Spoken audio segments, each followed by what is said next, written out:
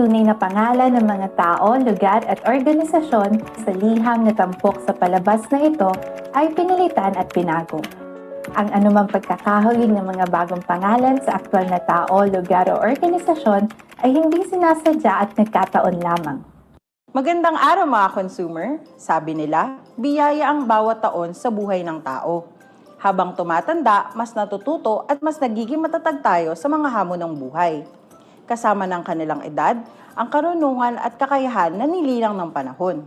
Kaya naman, pinapahalagahan ng gobyerno ang mga senior citizen. Bilang pagtanaw sa kanilang kontribusyon, sila ay may mga pribilehiyong itinakda ng batas. Ano nga ba ang mga pribilehiyo para sa kanila? Ngayong araw, babasahin natin ang liham ng consumer na si Ginang Collado para sagutin ang kanyang tanong. Dear Consumer Care, ako po ay isang senior citizen. Ilang taon na rin po simula nung ako ay nag-retire. May mga anak po ako pero may mga sariling pamilya kaya naman ayaw kong maging alalahanin sa kanila. Kaya naman malaking tulong po sa akin ang mga senior citizen discount na nakukuha ko.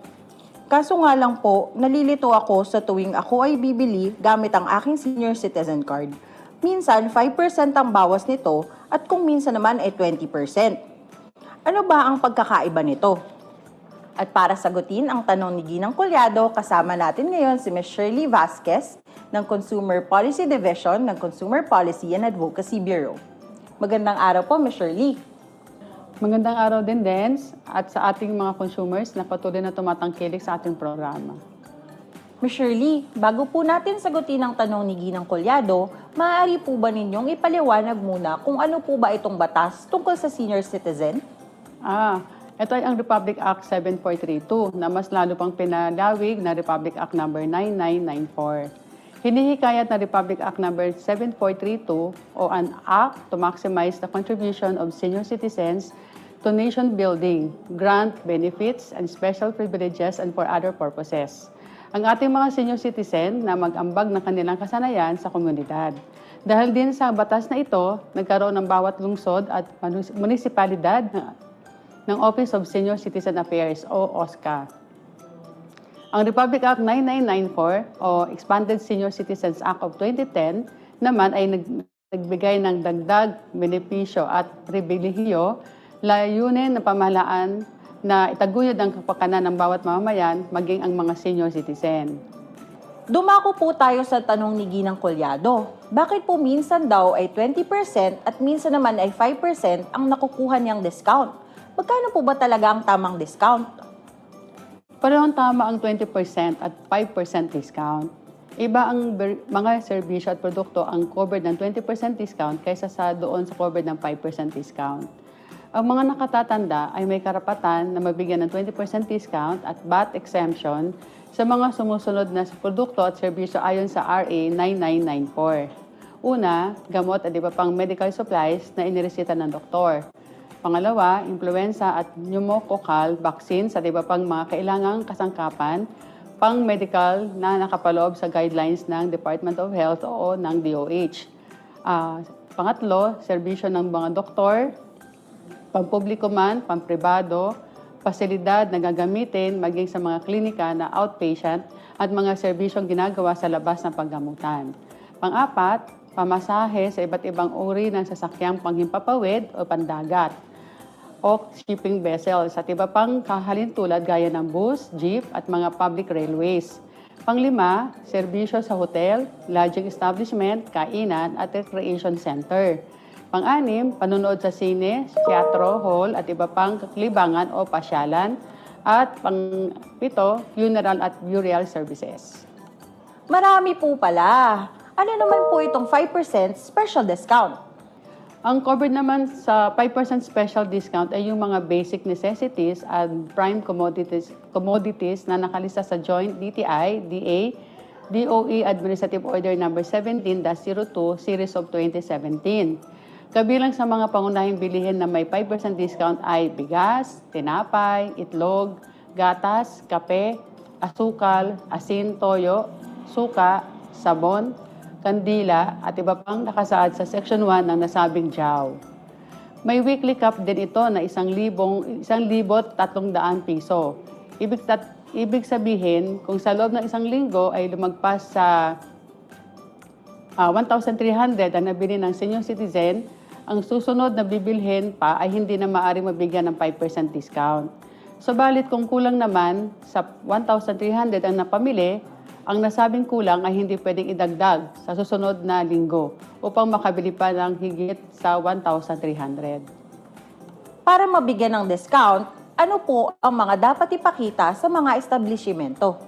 Para maka-avail ng discount, dapat ipakita ng mga senior citizen o authorized representative ng kanilang senior citizen ID o anumang government-issued ID na nagpapatunay na siya ay isang senior citizen.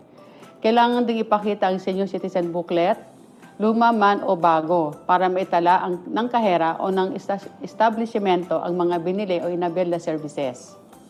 Saan naman po maaaring mag-report o magreklamo kung hindi nabigyan ng deskwento ang mga senior citizen?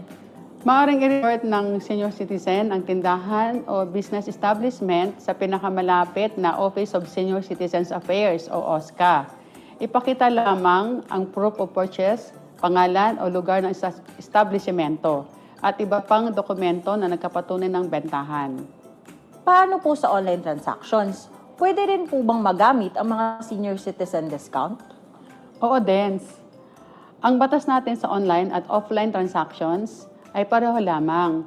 Sa katunayan, naglabas ng Joint Memorandum Circular ang Department of Social Welfare and Development or DSWD, National Commission of Senior Citizens o NCSC, National Council for Disability Affairs o NCDA, Department of Interior and Local Government or DILG, Department of Health or DOH, Bureau of Internal Revenue or BIR at DTI ukol dito.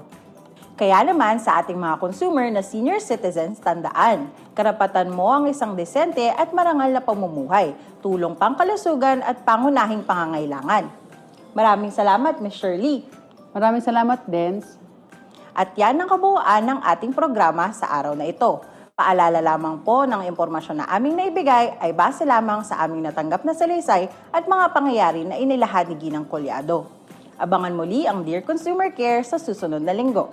Para sa updates, please like, follow, subscribe to our Facebook, Instagram, Twitter, and YouTube accounts. That's DTI Consumer Care and DTI Philippines. Isa lamang ang mga discount na ito para maipakita ang ating pasasalamat at pagpapahalaga sa mga senior citizen na nagserbisyo at naglingkod sa lipunan. Hanggang sa muli, paalam, ito po si Denzel Bonal na nagsasabing, wais ang consumer na may alam.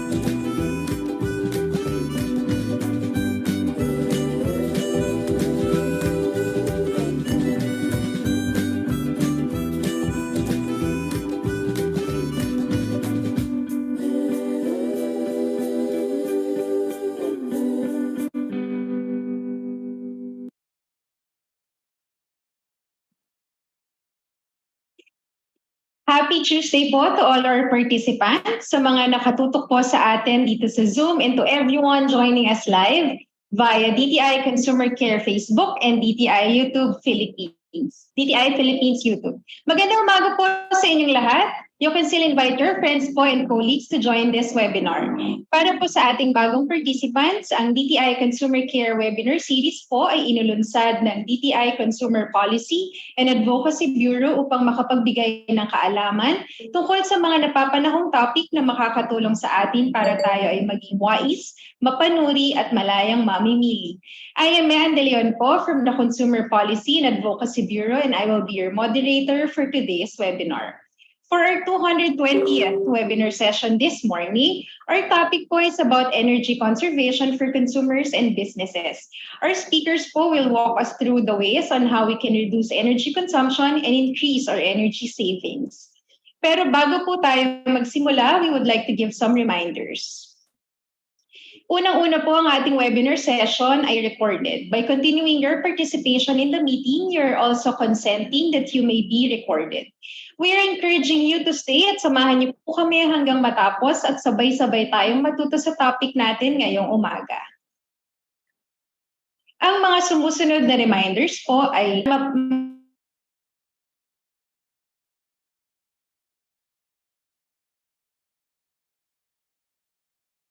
kaya ay pangalan ng company, then your complete name. Kung masyadong mahaba naman po ang pangalan ng company, kahit acronym na lamang po ang gamitin. Please turn off your mic during the webinar session unless you are requested by the moderator to speak. Para sa mga tanong, we are encouraging everyone to click the raise hand button to directly address the speakers during the question and answer portion, or you may send in your questions through the chat box. At panghuli po, para sa mga naka-touch screen device, please avoid drawing or making annotations on the screen para hindi po ma-distract ng ating speakers at iba pang participants. Without further ado, let us begin this webinar session by singing the Philippine National Anthem to be followed by the invocation. Mga kababayan, ang pambansang awit ng Pilipinas. Kayang magiliw, sa silanganan, alam ng puso, sa titik mo'y buhay.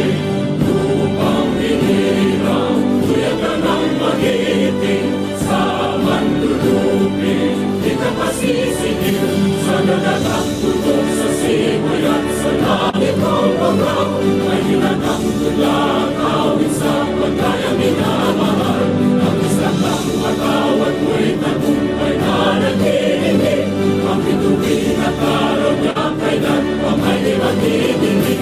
Lumalang araw ng walang pansinta, buhay langit sa piling ko. Aming ligaya na pagkay magamin, at mamatay ng dahil sa'yo.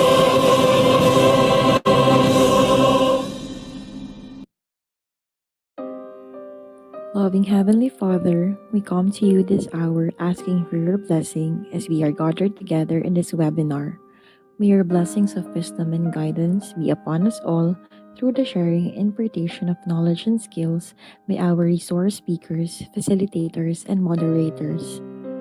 Bless also the participants so that they would be able to glean the information from this activity and share what we have learned in the spirit of your generosity.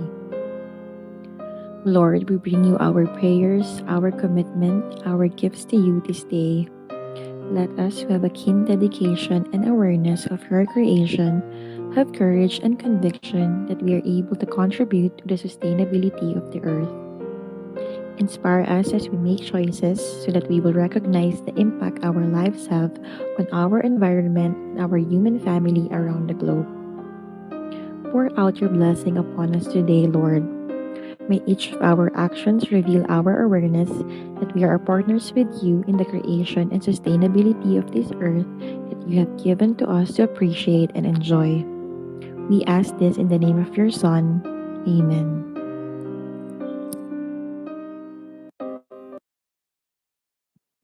Good morning po ulit sa ating participants. Before we proceed po with our session, we would like to invite everyone to subscribe to our DTI 1384 SMS upang makatanggap ng important reminders and updates mula sa DTI Consumer Protection Group for free. I-text lang po ang subscribe 1384 sa mga numerong nakalagay sa inyong mga screens at chat box. Again, this service is free of charge. Tulad po ng nabanggit kanina, our topic this morning is energy savings for consumers and businesses. To formally start our session for today, we would like to call the OIC Chief of the Advocacy Division of the Consumer Policy and Advocacy Bureau, Ms. Vivian O. Alarcado. Good morning po, Ms. Vivian.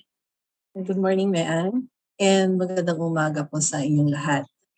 Welcome po sa ating 220th Consumer Care Webinar Series. And sabi nga po ni Ms. Mayan, ang topic natin sa araw na ito ay napakahalaga dahil ito po ay makapagbibigay ng malaking tulong sa pang-araw-araw na pagtitipid ng energy at budget sa ating tahanan at pati na sa ating pangkabuhayan. So ano po ba yung benefits ng pagtitipid ng ating energy? Ito po ay nagpapababa ng overall demand for the required energy resources na nagre-resulta sa pagbaba ng environmental impact, pagbaba ng utility costs, at pagtaas ng overall comfort sa ating mga tahanan. Sa current limited sources of energy na meron tayo, ang pagtitipid ay makakatulong not only to us as consumers but also sa larger energy systems. Sa pamamagitan ng pag-evaluate ng ating energy consumption patterns at paggamit ng iba't ibang paraan ng pagtitipid ng energy, everyone can enjoy the benefits of energy optimization and sustainability. Sa umagang ito, mapalad po tayo at bibigyan tayo ng iba't ibang tips sa pagtitipid ng energy ng ating mga invited speakers. So sa ngalan po ng aming directors, Attorney Marcos Valdez and Attorney Cheryl Carbonell, Joel Salbon, Product Manager and Head ng Meralco Power Lab, and also Mr. Tonichi Agoncillo, the Product Manager of Manila Electric Company or Meralco. So I encourage our participants to ask questions para marami po tayong matutunan sa umagang ito. Maraming salamat po and magandang umaga. Thank you po, Ms. Vian. To echo po what Ms. Vian said, we are very fortunate to have with us this morning two very capable speakers from the Manila Electric Company or Meralco. Our first speaker po is a graduate of BS Electrical Engineering at the Mapua Institute of Technology. He is also a graduate of Business Management and Master in Business Administration from Mamantasang Lungsod ng Maynila. He is a registered electrical engineer and master electrician and a certified energy manager. He has worked in different realms of the electric power industry, from generation, transmission, and regulatory sectors. He started his career in Meralco in 2013 as Customer Solutions Associate and has been with the company for almost 10 years.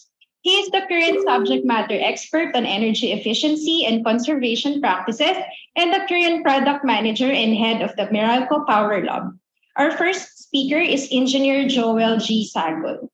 Our second speaker naman po is a graduate of Master in Business Management at the Asian Institute of Management and BS Management Engineering at the Ateneo de Manila University. He has been with Meralco for 22 years, covering marketing, customer solutions, and business development. He is a pioneer of electric vehicle and renewable energy industries in the country. He is also part of the team that created Meralco EV subsidiary, eSakay Incorporated, and solar PV subsidiary, M Spectrum Incorporated. He is currently Meralco's product manager for electric vehicle, renewable energy, and peak off-peak. Our second speaker is Mr. Tonichi Agoncillo.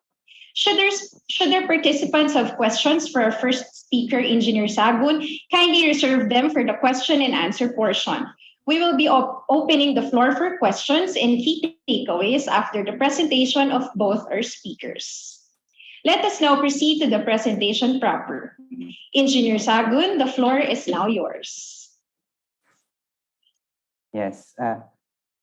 Thank you. Thank you, DTI. Good morning, everyone. So I will upload the slide.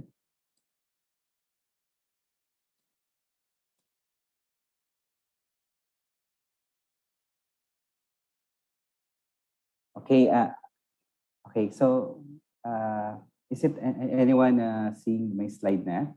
Yes, sir. Okay, sige. So, good morning, everyone. So, first of all, we would like to thank DTI for inviting us for this session and giving us opportunity to share with you how can we be energy efficient and adopt sustainability lifestyle. So that will help power our brighter tomorrow. Okay. Recording in progress. Okay, so let's start by defining energy efficiency. So energy efficiency, as defined by the Department of Energy, is basically less energy consumption, yielding to same or better results. So, but if we translate it to Meralco's context and service,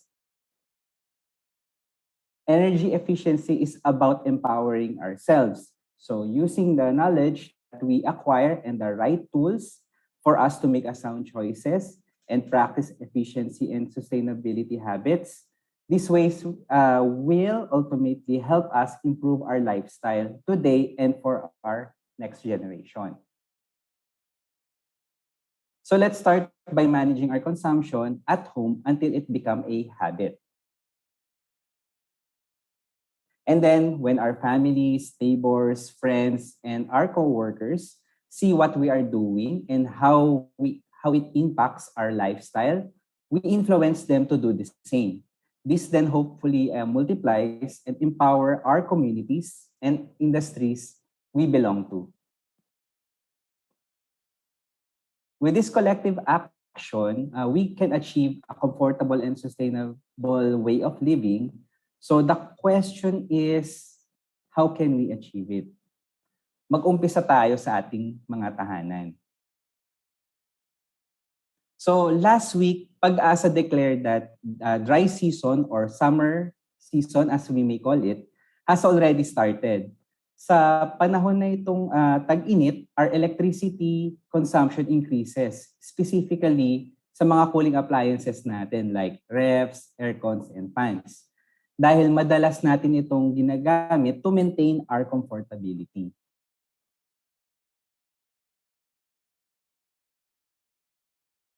So for this season, let me give you a tool. So let's follow this energy management pyramid for us to be guided on how can we manage our electricity consumption. So for our customers to understand the levels of the energy management pyramid, we bucketed it in 3 calls to action.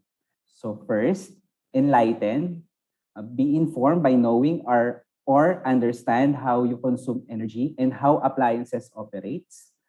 Second, empower. Since you have the knowledge and information, you need to act and manage your consumption. And lastly, energize. So by practicing on what you do until you make it a habit. So this habit should be shared to others like we are doing right now.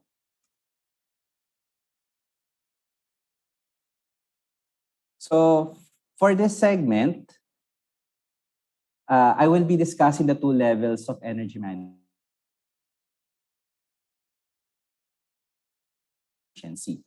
So by the way, we provide and share energy efficiency and conservation practices to our residential customers through our Bright Ideas program. So this program will help you how to manage your electricity and consumption and to do informed decisions at your home. So let's go by going to a house.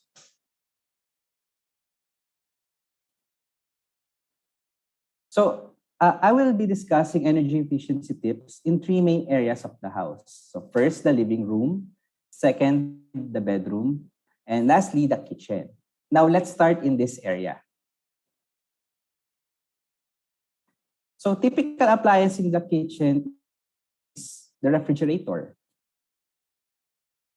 So there are different types of refrigerators, but I will mention only the common types. So first, we have a single door type. Second, top or bottom freezer ref type. And third, 2-door refrigerator. And lastly, the French door. So pag bibili tayo ng ref, we need to choose the right size. Kasi magkaroon ito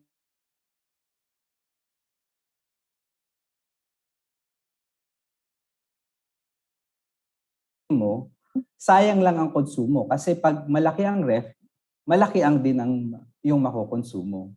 So, ganun din, pag maliit naman, pero madami kang ilalagay, mas mahihirapan yung ref mo na mapalamig yung loob niya.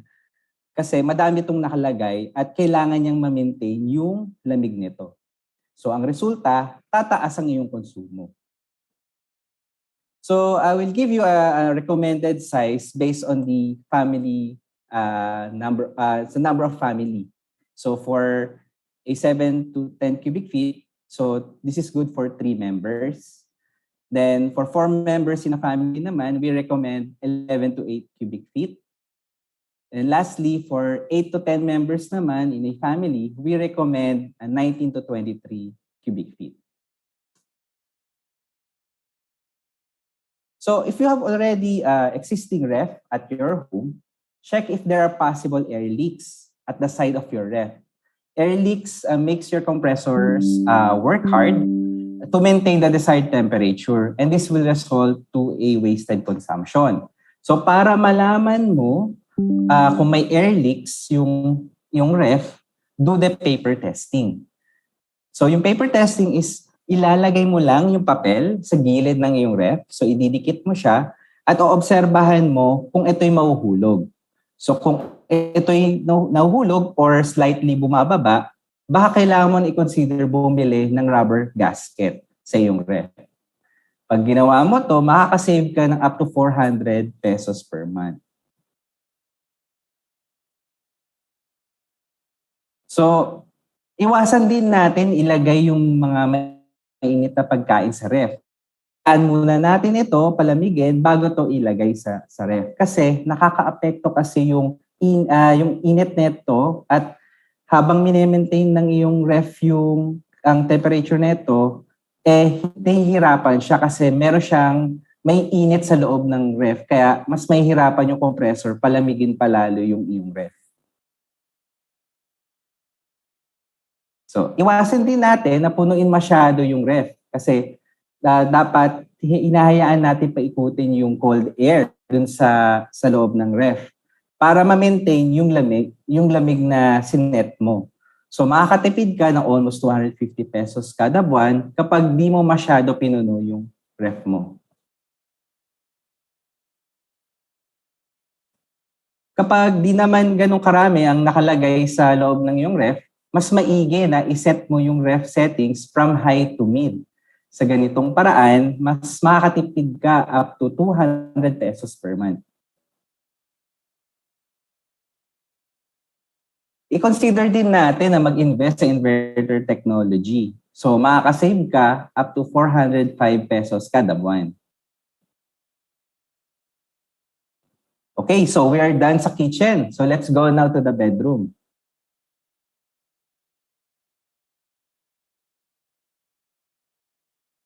So one of the common appliances sa bedroom na nakikita natin is yung aircon. So in this segment, I will give you some tips about the aircon. Okay, so bago tayo bumili ng aircon, make sure that we know the size of our room para malaman mo kung anong horsepower rating na ilalagay mo doon sa iyong kwarto. So for example, base sa aming pag-aaral sa isang kwarto na 18 to 22 square meter ang floor area, ang dapat na rating ng aircon dito is dapat 1 horsepower. So ang estimated monthly consumption mo ay ang estimated consumption nito is about mga 1,200 pesos per kada buwan kapag ginamit natin to sa 8 oras gabi-gabi. Okay, so pag ginamit mo naman yung 1 horsepower sa mas malaking kwarto, halimbawa sa isang 24 square meter na kwarto, ang konsumo ay maaring umabot hanggang 2,146 kada buwan sa parehas na gamit. Kasi mas magtatrabaho ang compressor para palamigin ang mas malaking kwarto. So ito naman ang aming recommended na sizing sa aircon at sa iba't ibang laki ng kwarto. So pag yung aircon is 25 degrees. Sa ganitong setting, tamang-tama lang ang lamig at hindi mo kailangan na magkumot. So compared na pag sinet mo sa maximum setting na 80 degrees, makakatipid ka hanggang 1,000 pesos kada buwan.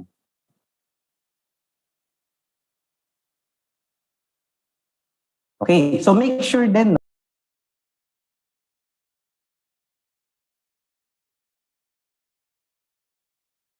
recommend na din namin na ipa-general cleaning nyo din yung inyong aircon na mga every 3 months or quarterly. So same din sa ref na binanggit ko kanina, consider also in kada buwan. So, sa pag-aaral namin, sa pag-aaral ng iyong mga anak, ang recommended lighting setup namin ay yung naka-on yung ceiling light habang naka-on yung desk lamp para maiwasan yung strains sa mata ng inyong mga anak. Kasi malaki kasi yung contrast kapag desk lamp lang yung naka-on. So, huwag kayong mag-alala kung mapapamahal kayo kasi base sa aming pag-aaral, 15 pesos to 16 pesos kada buwan lang ang konsumo nito sa ganitong setup.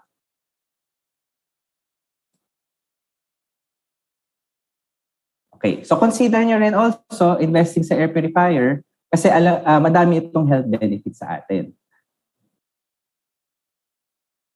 Okay, so bago ito, no? Bagong technology sa ating mga electric fans.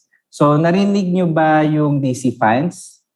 So mas mura itong gamitin kaysa sa mga dati nating electric fan. Makakasave ka ng hanggang 122 pesos kada buwan.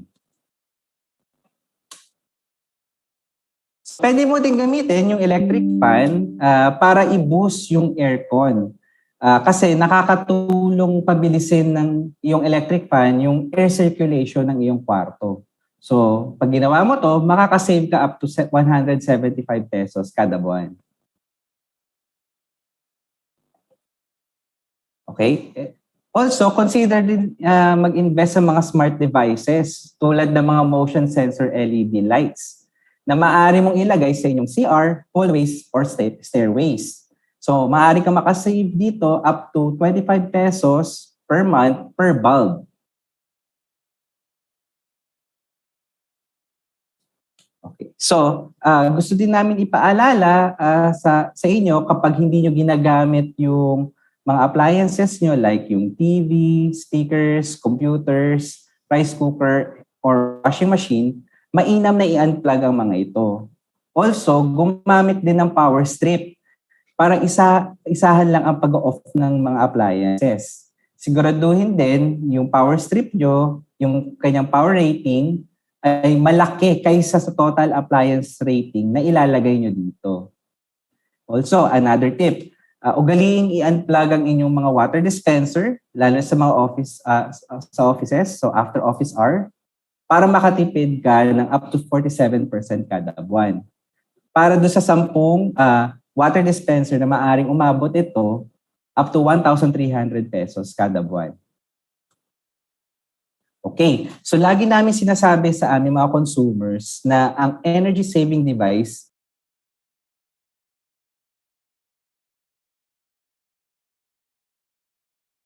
not save you power, rather add consumption to your overall consumption. So, I advise po sa mga, pag nakikita nyo po siya sa online, lalo sa mga online shopping platform and also sa shopping mall, wag po kayong bibili nito kasi hindi talaga siya nakakatipid. So for additional tips kung paano makatipid or pag-manage ng iyong konsumo, visit our Meralco website and follow our official social media accounts. So lalo na sa social media accounts namin, nag-update po kami dito, nagbibigay kami ng mga tips, lalo na pag may mga bago po kaming mga nakikitang makakatulong para makatipid sa inyong konsumo. Also, maganda din, no, pag bibili ka ng appliances wag na punta ka sa mall, na tingnan yung star rating ng DOE. So, yung star rating kasi, may kita nyo dito kung gaano ka-energy efficient yung appliance. So, the more stars, the better. So, sa ngayon, ang may star rating pa lang, pag pumunta kayo sa mga appliance centers, yung TV, aircon, reps, and lighting bulb. So eventually, magkakaroon na rin ng star rating ang washing machine, electric fans, at mga iba pang appliances. So ngayon, kung gusto nyo malaman magkano konsumo ng inyong appliances, gamitin nyo yung aming Meralco Appliance Calculator. Ang gagawin nyo lang dito is i-type nyo lang yung bill amount nyo, anong appliance na gusto nyong malaman ng konsumo, at gano'n nyo siya kadalas ginagamit. Pagkatapos nun, lalabas kung magkano ang konsumo ng iyong appliance base sa per day, per week, or per month. So kung gusto nyong magamit ito, download nyo lang yung Meralco mobile app namin para magamit nyo yung functionality ng aming Meralco Appliance Calculator. Okay, now let's go to businesses. So same as residential, businesses are also affected by the dry season. And cooling appliances are one of the top contributors of their total energy consumption. So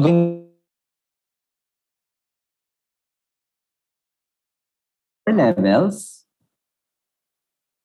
For businesses naman, we have 5 levels to follow.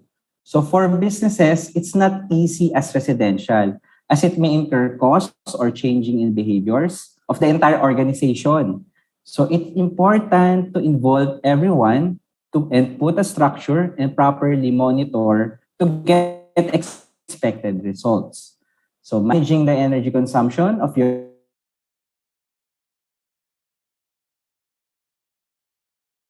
basics.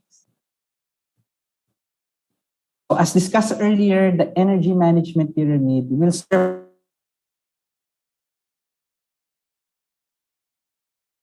in your organization. So let's start on the first level or the first tier, assessing and knowing your energy consumption. So by the way, for businesses, energy efficiency is not just for their own benefit.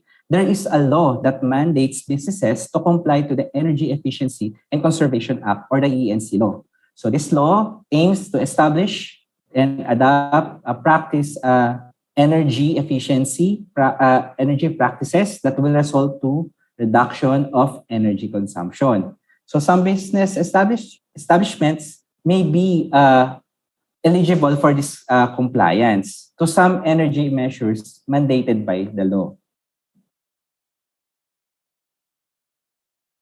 Okay, so let's discuss the specific practices and initiatives that you can implement for your business. So here are 2 ways on how you assess and manage your electricity consumption. First, you have to implement the PDCA cycle, which stands for Plan, Do, Check, and Act. The Plan, Do, Check, and Act, or the PDCA cycle, is a problem-solving continuous improvement process used in product development and user experience development. This is also used for energy management, since the approach to achieve your goals and objectives should be holistic and systematic. So I will discuss this in details in these succeeding slides. So in any business, we do short, mid, and long-term planning. So I recommend that you also include energy management in your planning. So when you plan, the whole organization should be committed to implement energy conservation efforts. Without this commitment, your initiative to the energy management will fail. To understand your consumption, you can find relevant details on your bill. So first is the comparison of your present energy consumption versus your previous month consumption. This information will help you to know if your consumption increased or decreased. Second is the actual demand versus the minimum billing demand. If the actual demand is consistently below the MBD, you are not maximizing the facilities installed for your business. On the other hand, if the actual demand consistently exceeds MBD, the installed facilities may become overloaded. So in both cases, consider assessing your contract with Meralco if it is necessary to adjust your contracted capacity. Lastly, power factor. This is a measure of how efficiently power was used. So anything with a power factor less than 100% means that extra power is needed to operate your machines to compensate for the power losses brought about by the intrinsic reactive power in your motor loads and connected loads. The closer the number of to 100% of your machines and operations are using power more efficiently. So next, you need to set the objectives and targets or KPIs that you can realistically achieve when planning. So second, lay out the plan, how you would want to execute and implement. So you need to list the activities that will help you achieve a certain goal or objective. You also need to assign people to implement and monitor these activities and the resources needed and the timeline. Second step in the PDCA cycle is to do it. Implement your plan. In this stage, you need also to communicate to your organization on how to implement the plan. Make sure you document the implementation of your reference and do checking. Third step is you need to review and check your performance. Was my consumption reduced? Did I hit my targets? Did I meet my objectives? So you can do energy audits if you would like to have an independent entity like ESCOs. And for us, we also provide independent energy auditing like our MServe to check your performance and can give a sound recommendations. And make sure that the energy auditors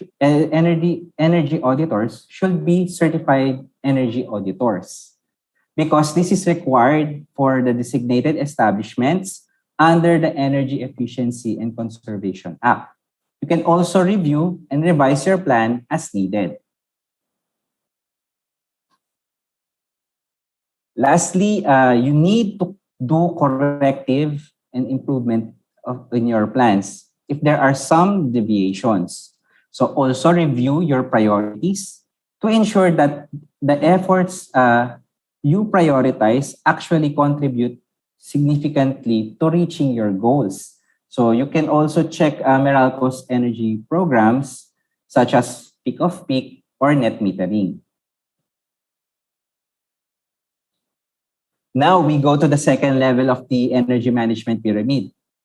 Energy conservation. So for this one, you don't need to spend. You just need to cut and control your consumption. So this is a behavioral aspect. So for example of a energy conservation practice is like a simple turning off your lights and unplugging up the appliances when you are not using it. And then the next level is the energy efficiency. If the tier 2 or level 2 is not enough to meet your goals, you move up to this tier. So this tier you to invest in less input in terms of energy consumption, but same or high output, such as changing your lights from CFL to LED or investing in inverter technology. So next is being mindful of the usage and purchase of appliances and equipment.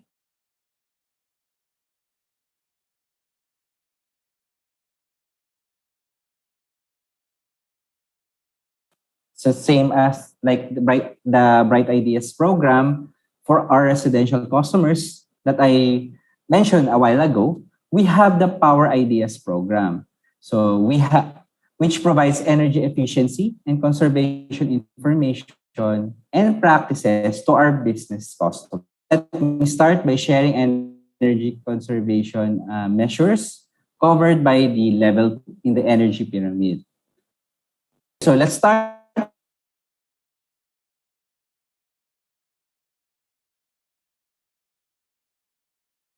the middle of the length of the room.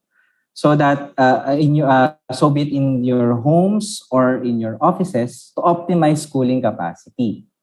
Chest freezer. This type of chest freezer is most ideal for storage.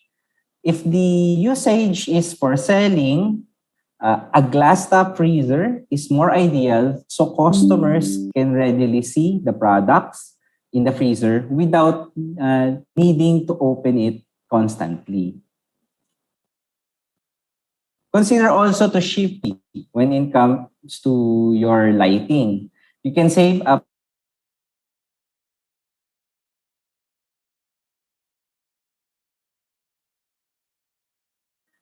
Consider also investing energy or heat recovery ventilators. These machines will help condition the temperature and relative humidity of your facility. It also helps your aircon not to work hard and minimize energy consumption. So I hope to educate everyone on how to become energy efficient. So I have 5 takeaways that we must follow and become our mantra to attain overall energy efficiency. So first, energy is a controllable and a measurable resource. Number two is anything that you can measure is you can manage. Third, we are energy efficient if we will do more with less.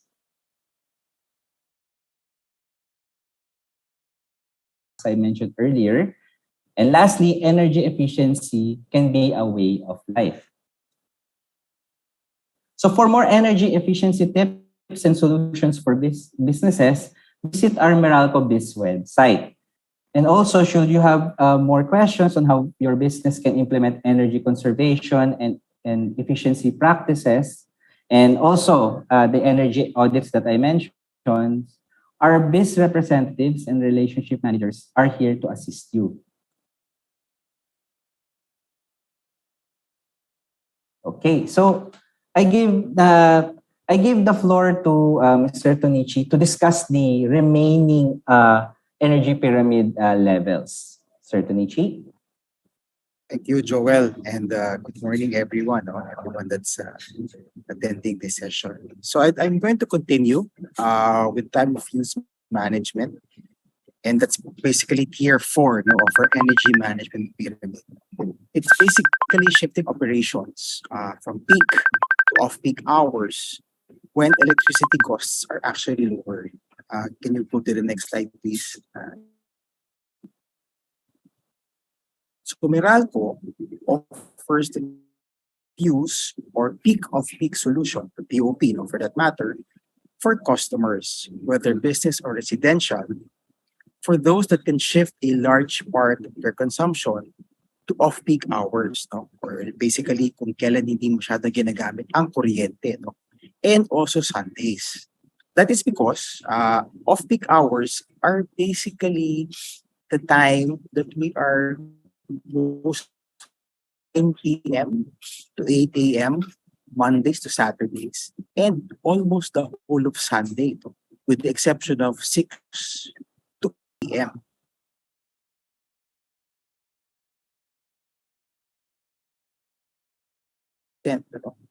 From off-peak versus the peak rates, we have calculated that customers who can shift a minimum of 46% of their load. So ililipat nyo, yung inyong load from peak to off-peak.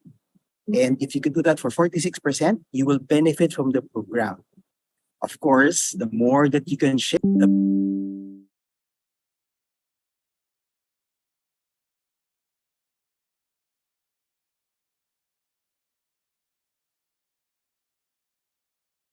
we have the topmost of the energy management pyramid, which is the use of alternative sources of energy, particularly renewable energy, or what we call RE. So RE is energy efficient because it uses natural resources such as sunlight, wind, water, and geothermal heat to generate electricity without relying on fossil fuels. And as such, they do not produce harmful emissions. So it's very good for the environment. Next slide, please. Or is the most common active source because which is basically present everywhere in the world. Through PV or photovoltaic technology, sunlight is converted to electricity through the use of solar panels. So as long as the sun is shining, solar energy will be available for use for everyone. Next slide. So by installing a solar PV system, a consumer can now generate their own electricity and become a prosumer or a producer of energy. In the solar system installation, but over time, sa pagdaan ng mga araw, and of course, the fund on the word araw, the cost can be recouped through energy savings from offsetting use of electricity imported from the distribution utility.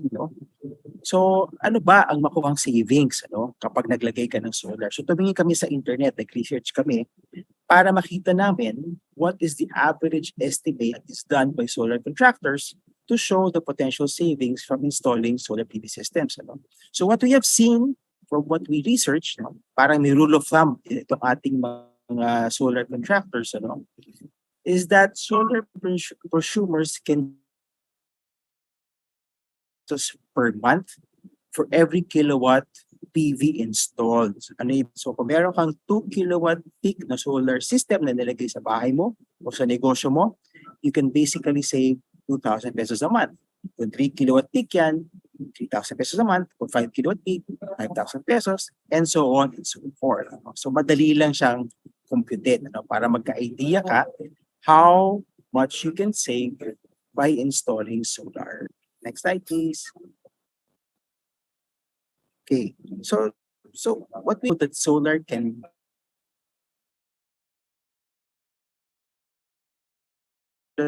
you can maximize and optimize yung investment sa solar energy. Unang-una, yan. So know your power needs and purchase the right size. What does knowing your power needs mean? Ito, do you do this? So basically, ililista mo kung ano ang mga appliances mo na tatakbo during daytime. Kung kailan merong araw, syempre. Kung kailan merong sunlight. Ayan, using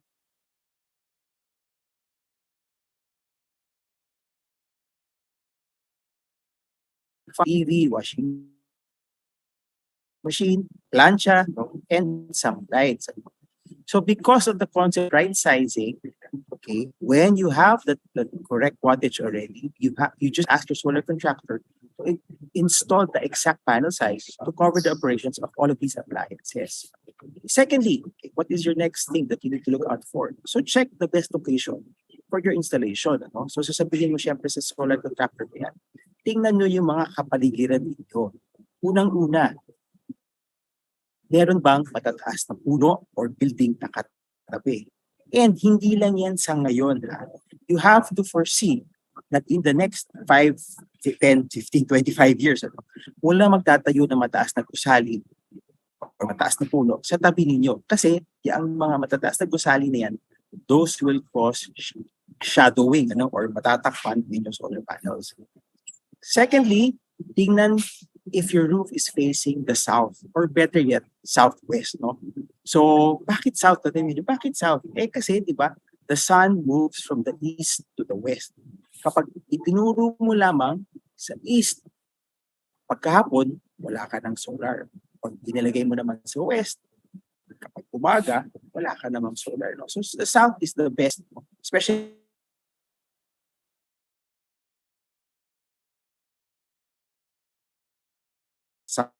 Southern Hemisphere ka, yung mga nasa Australia, New Zealand, sila mainam na ang kanilang solar panel ay nakatapat sa norte. Okay, so again, ulitin ko lang, no? Better for the Philippines, those in the Northern Hemisphere, for their solar panels to face the sun. Okay, pangatlo, a tip natin for installation of solar location, your solar panel should get around 15 degrees. So that has something to do with how the sun is positioned, ano, tawag na azimuth. Medyo technical term, but of course we just rely on our solar installers, ano, to do this so that we can maximize, ano, the production of the solar installation in your business. Okay, and our final recommendation is that our customers should engage with Meralco early, ano, even before contracting a solar provider. So the first time na naisip nyo na maglagay na ng solar, kausapin nyo na kami because we can give you a lot of tips.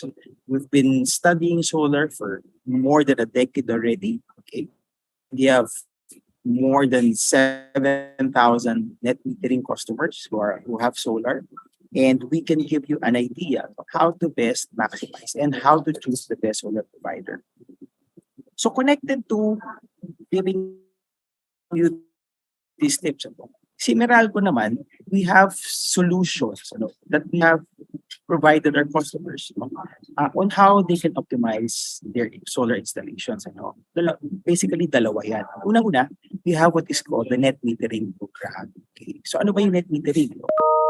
So the net metering program is residential and business customers as long as your renewable energy installation is below 100 kilowatt peak. Okay, so meron tayong limit na 100 kilowatts. Okay, and what does it do? So pagka ganyan kalaki ang inyong solar installation, if you have excess solar capacity, okay, we allow you to export it back to the grid. No? And when you export it back to us, okay, we will give you compensation. We will give you credits, okay, for the amount of energy that you provided back to Meralco. So yun yung ibig sabihin ng prosumer nga, yung production part, nakaka-benefit kayo from that because since hindi nyo nagamit yung solar production na yan, Meralco has the capacity, has the ability to pay you for that, okay? And it will be given as credits to your next monthly bill. Hours on the time of this program who have already gotten zero bills. So,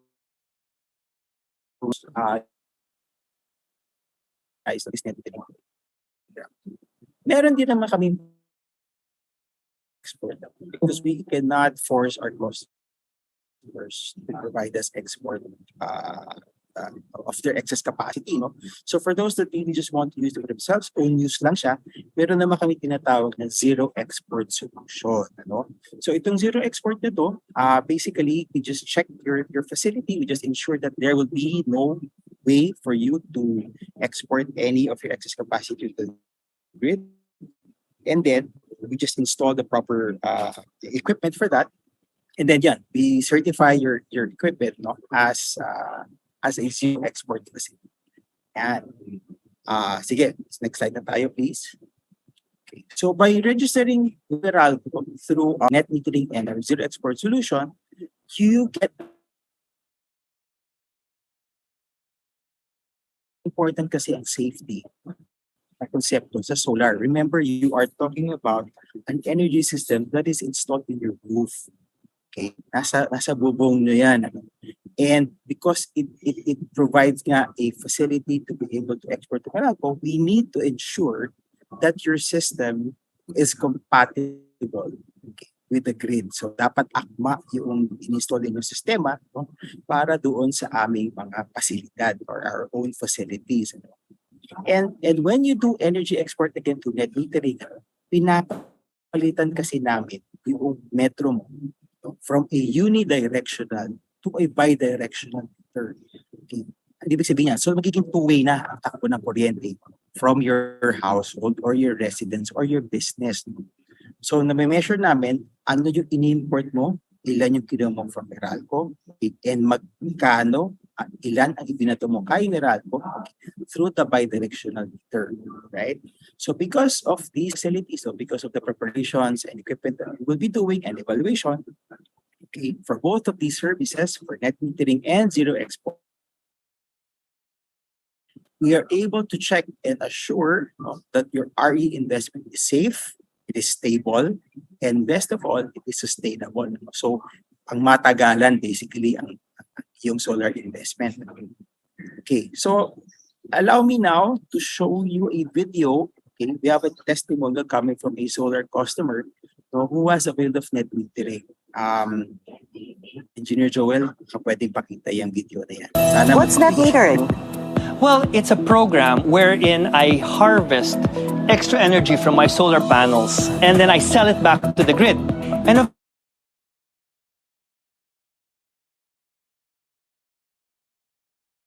usually have problems either with their panels or their inverters, but not me.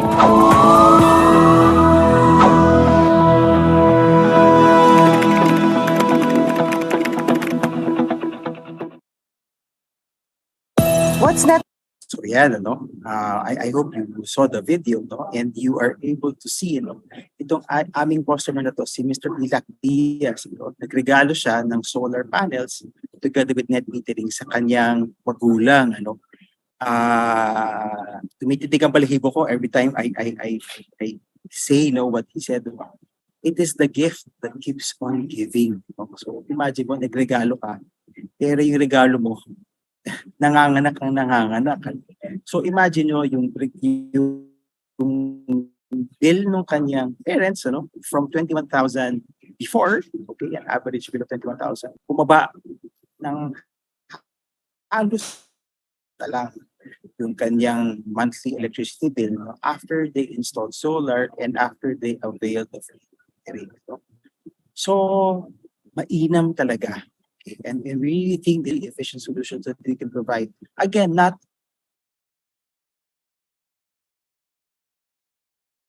because, in fact, pinakapanalo ang business. Kasi mostly as residential customers, hindi naman tayo nasa bahay during the daytime when there is solar, when there is daytime. But our business customers, they run their business, diba? As early as 8 o'clock, diba? 7 o'clock pa nga, up to 6 o'clock in the afternoon. So yung oras na yan, sagip na sagip mo, hatak na hatak mo, yung solar capacity and solar energy. So really, we think, and this is why this is the top of the business pyramid, energy efficiency pyramid, because solar is the best solution, and of course, together with net metering, this is the gift that keeps on giving. Yan po. So, let me end now my presentation. If you have more questions, meron po kaming website that you can visit, or also our customer care channel. So we have FB, Instagram, of course. We also have email, and then you can also call our customer care reps through 16211 if you're a residential customer, or 16210 if you're a biz customer. Okay.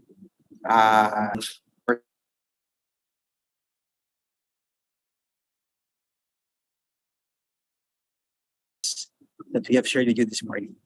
That, we thank you all, and we hope you have a good day. Po sa questions na pinadala sa atin earlier. Our first question po is from si Sir Fidel Vicente po. Sir Fidel, you may unmute na po. May question po kayo, sir?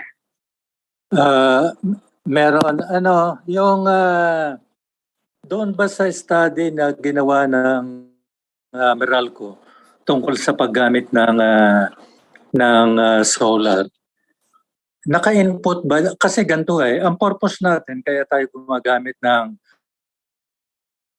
other renewable energy. O kaya man from converting yung ilaw natin to incandescent to ay para makasave.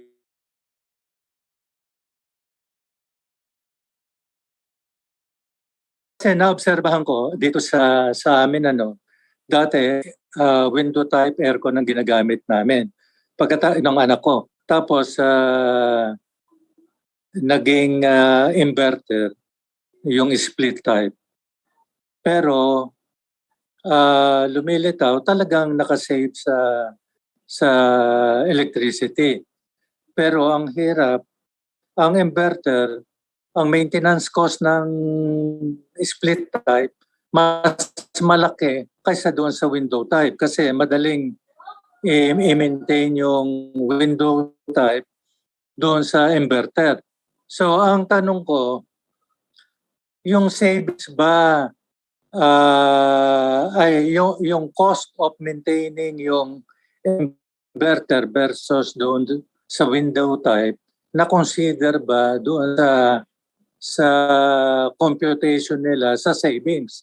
Kasi save nga sa electricity pero yung cost of maintenance medyo mataas.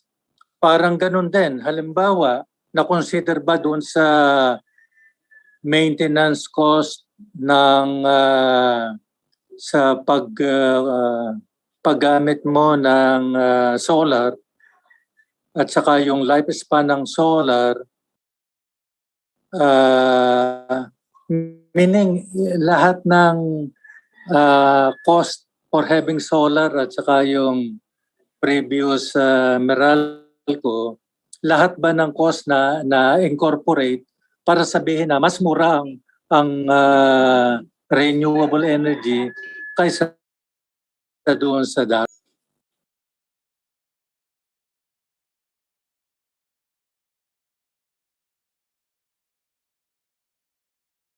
Sagun or Sir Agoncillo po, you may want to answer po. Okay, I think yung question ni Sir Fidel is more on the sa aircon. No? So, Sir Fidel, yung aircon po natin, yung meron rin tayong window type na inverter. Kasi baka siguro ang nakikita nyo lang na inverter split type. No? So, meron rin din tayong window type na inverter. So, yun po. So, kung gusto nyo palitan yung conventional, yung non-inverter yung window type, pwede po kayo mag-invest sa window type na inverter. Ngayon po, ang tanong nyo po is in terms of cleaning, yung maintenance ng yung aircon pa nag-shift po kayo ng inverter technology. Actually po, so una, since sinabi ko po may corresponding window type po siya, pareho lang po yung maintenance cost doon sa mini-maintain nyo sa inyong non-inverter na aircon. So kung di po ako nagkakamali, nag-arrange po kasi ang maintenance o yung pagpapalinis, mga 600 to 800 pesos for the cleaning. So ngayon po, if you're mentioning po yung ating yung sa split type naman. So parang kung nakikita nyo po is from the window type aircon na non-inverter to a split type inverter. So kung ang tanong nyo po is kung pasok naman po or okay naman yung in terms of the ROI, base po sa aming pag-aaral, kasama po yung maintenance cost din po nun, is mga 3 to 5 years naman po yung makukuha yung balik ng inyong investment. At yun nga po, sabi ko nga po sa inyo, hindi po tayo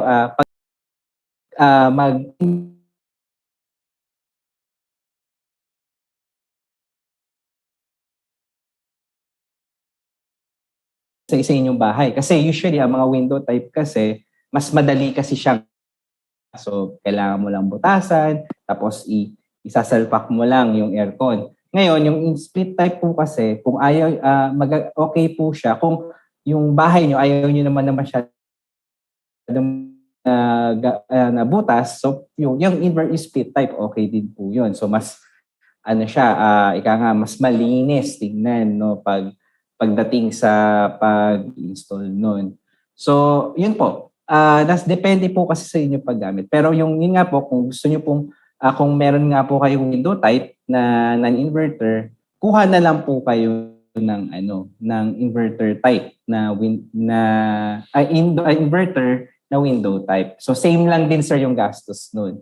Okay? So, in terms of the maintenance. Pero yung consumption, mas makaka-save ka.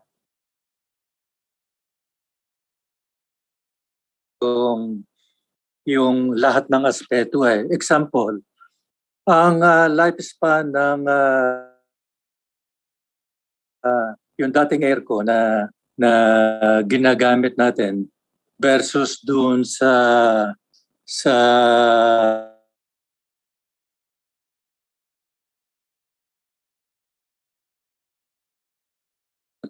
ay mas matagal yung dati. Kasi yung mga inverter parang sa tingin ko lang parang ang bilis bang masira.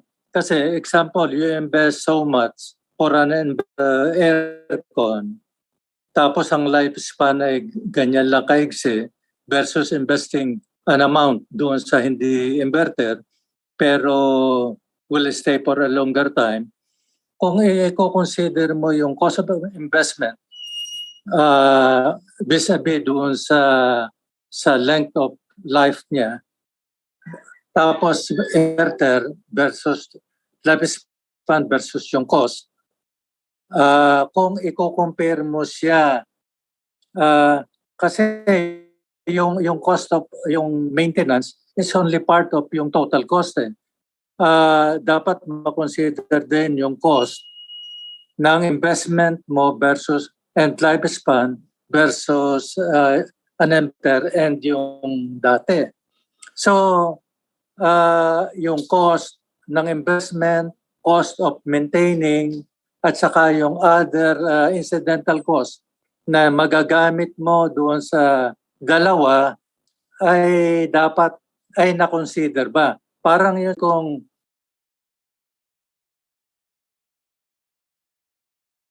at ang lifespan niya ganyan. Okay, nakasave ka nga. Kung Meralco ang gagamitin mo, siyempre, yung presyo, although nagpa-fluctuate siya dahil yung cost of energy,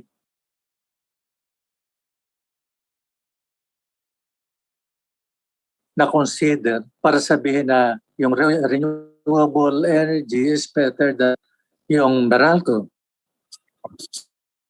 Subukan ko sagutin, Mr. Fidel. Opo. Actually, we do that, boss. No?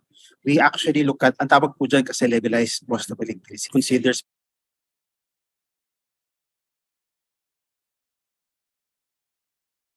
pinapalitan po yan anywhere from 5 to 10 years. Tapos may maintenance costs po yung paglilinis ng mga solar panels so that you get assurance that you are able to maximize the production. No? So kasama po lahat yan. In fact, when we do make presentations to actual customer implementations, pinapakita po namin yan. Same din po yan doon sa appliances na tinatanong po ninyo kay Engineer Joel. Except lang po kasi that this conference or this workshop is really more for energy efficiency. So what we're showing you is how much each appliance or each RE facility for that matter produces or is able to save based versus the conventional.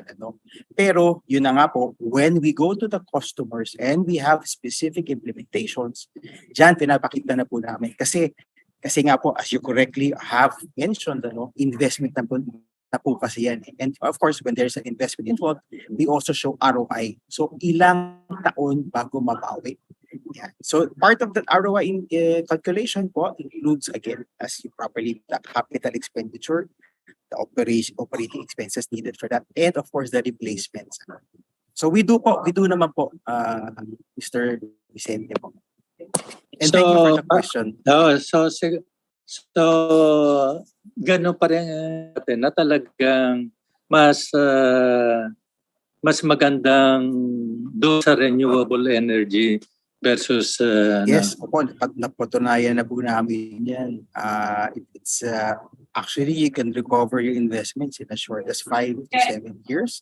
Tapos everything else po, lahat na po ng production po ng afterwards is gravy. So it's really, and of course, aside from that, ang hindi po natin ma-quantify po dyan, in fact, is ano naman ang effect to the health of our consumers. Dahil hindi tayo nag-pollute ng environment, hindi po natin maisama yan sa ROI computation. But I'm sure, given how precious life is, di po ba, mas mainam, di ba, napalitan po natin ang ating mga polluting energy sources, with renewable energy, di ba? ba? So that we are able to prolong and sustain the life in this earth.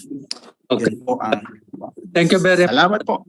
Thank you din po. Salamat po sa Sorry, Don, going beyond the scope hindi po, of... hindi po yung ibig kong Kasi- sabihin po. I just want to kaya po ito yung presentation. But that again, kinikwento ko rin po, no? when our subsidiaries naman po yan, ano? Meron po kami subsidiaries that actually help, no, our customers to make energy efficient solutions, no, for their companies. Sila po nagpapakita po niyan, boss. So we can show that.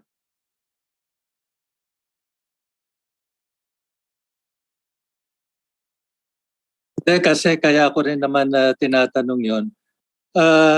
Siguro yung departamento nyo can help yung mga mambabatas na since alam naman natin yung benefit nitong renewable energy, ay baka naman na maging instrumento tayo para ma-push through yung mga batas na magsusulong itong pag-implement ng renewable energy. So thank you very much sa opportunity. Po.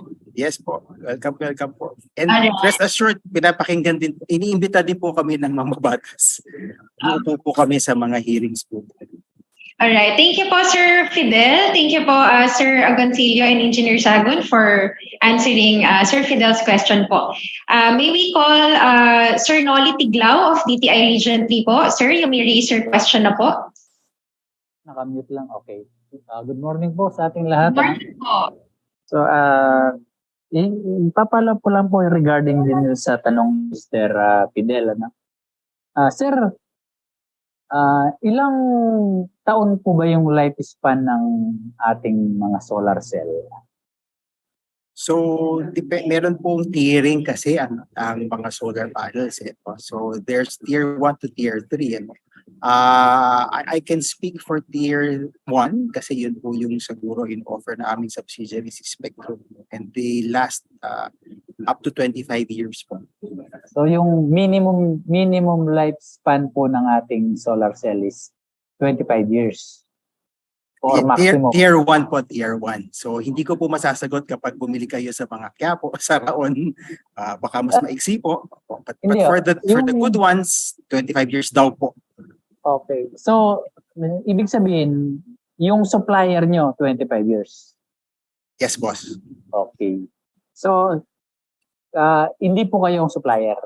Hindi po kami po. Okay, sige po. Okay. Pangalawang tanong ko po, ito po ba ay nangangailangan pa ba ng baterya o hindi na? Direct na ba? As of now po, hindi po kailangan because batteries are very expensive po as of now. Yun nga po sanang sa tanong mga sa may mga gusto po maglagay, hindi po namin sila pinipigilan. As long as they get the proper batteries from DTI accredited. Tanong ko rin po sana, ano yung lifespan ng gagamitin battery kasi alam naman natin pagka sa motor vehicle, maximum of 2 years to 3 years. Yes po. Okay. So ito po yung huli kong tanong, taga Meralco kayo, no? In case po na nagpatayo ako ng solar energy sa bahay ko, solar power, solar cell. Ngayon po, ang consumption ko, pagpalagay natin 2,000 watts or 2 kilowatts. Ngayon, nakakapag-produce ako ng 4 kilowatts. Halimbawa, ang napoproduce ko within a month, 10,000, equivalent 10,000 pesos. Halimbawa lang po, no? Ngayon, halimbawa, ang consumption ko, 5,000 pesos within a month. So, meron akong 5,000 sobra. Tama po ba? Babayaran po ba ng Meralco sa akin yung 5,000 o iaawas lang dun sa bill ko? Okay. Kung sakali. So nag-net metering po kayo, no? So, again, ibig sabihin may sobra na ako aside from sa ginamit ko, meron pa akong sobrang 5,000. Babayaran po ba ako ng Meralco na 5,000 per month? Bibigyan po kayo ng credits ni Meralco doon po sa inyong excess capacity na ibinato sa amin. Yun pong computation po niyan, it is based on the generation rate for the month. No? So that is anywhere from 45 to, iba po yan anywhere from 45 to 55% po ng generation po kayo sa net metering namin, we will give you a credit for around 7 pesos per kilowatt hour po. Opo, ibig sabihin, yung sobrang yun, kasi Yes monthly po. na, hindi ko nagagamit, Tama po. babayaran po ba ako as cost, ibig sabihin, cash. Sabi nyo Credits kasi po. credit. Credit Paano nga po. po, kung hindi ko na magagamit yun, kasi nga, excess na nga ako eh. Anong Credit, mangyayari doon? tuloy-tuloy lang po ang credit niyan sa amin po. Kasi kung 25 years yan, baka patayin na ako. Hindi ko pa mako-consume yan. Yun lang po yung tanong ko sana. Opo. Meron pong batas po. Opo. Batas po walang kasi cash sinunod-sunod talaga. namin. Wala po talagang cash po. Opo. Okay. Pero pwedeng ipamigay. Hindi Pwede po. po. Kaya Basically kiniklik sa ko po. account lang po ninyo po. Kasi kaya nga po kineclear ko kasi nga kayo nandiyan sa Meralco. Kami Yes po. customer lang. Yes, sir. So hindi namin mako-convert ng pera in case na sumobra. Hindi po, sir. Hindi po. Okay. Yun lang po. Thank you. Thank you rin po. Thank you po, Sir Noli. Thank you po, Sir Tanichi. We would like to call naman po Sir Arman Guanyo. Sir, you may unmute na po.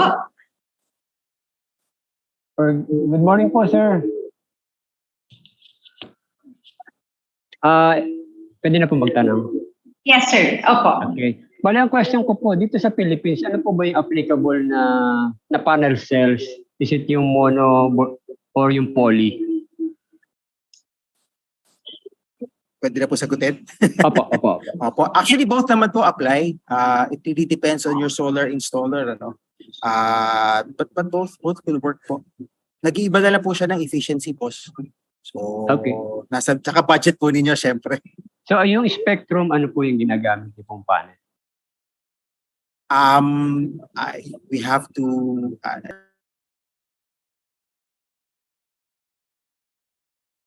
upper specs, ano.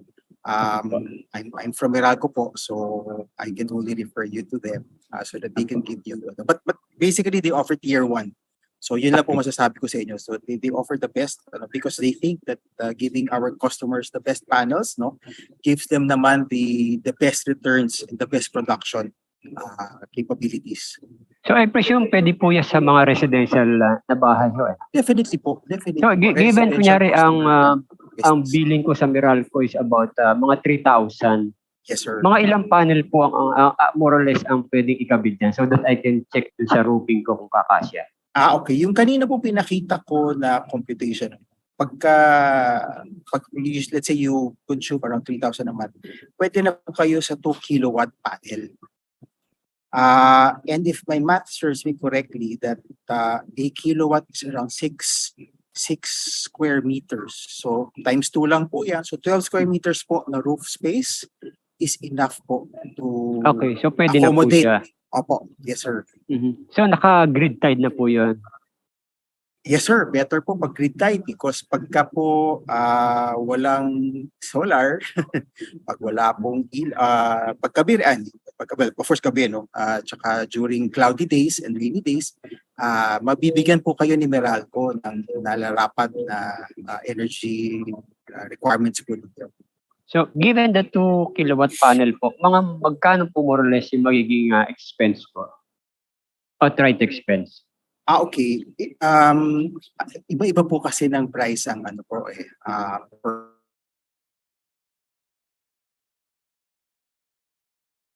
I've seen in the market, but these are not ano po, no? So, it ranges anywhere from 50,000 to 150,000 per kilowatt po.